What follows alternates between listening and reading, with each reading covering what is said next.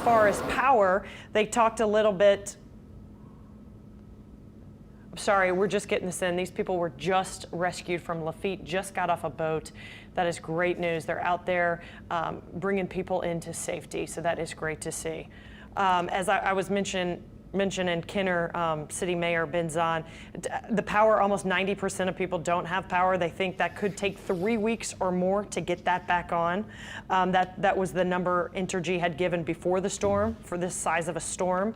And they also talked, Kenner City Hall did have damage. Ben Zahn said they're probably going to find a new home, but he said he's not worried about their home. He's worried about his residents' homes. And Leslie, he also mentioned that, you know, some of the things we take for granted, going to the store, going to a restaurant, things like that, these are all going to be interrupted for quite a while, you know, just till you get power back. Some stores will have emergency generator power, but it's going to be a tough road for a few weeks. Yeah, and that's the thing. We're talking about so many inconveniences, water, power, but this is what's important. This is why we're continuing to watch what happens in Lafitte. People still need to be rescued from their homes.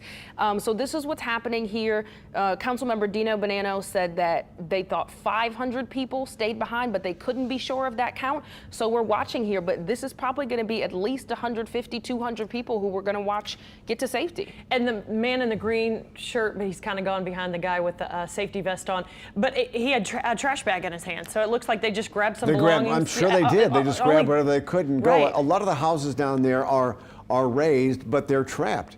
And then there's no power down there, so they needed to get out. And this is why when they have those evacuation orders, this is why they want people to go, because it's so hard to get people out after they get trapped in. Definitely, but we should take note, you know, we've only seen a couple people rescued so far. We've seen a lot of pets. This is an issue every time there's a storm. Sometimes people don't leave because they don't know what to do with the pet or feel like they can't. So I think it's interesting. We've seen 5 or 6 dogs come out, and we've only seen a dozen or so people be rescued so far. Yeah. All right, so we are going to continue to watch this effort. We'll check back.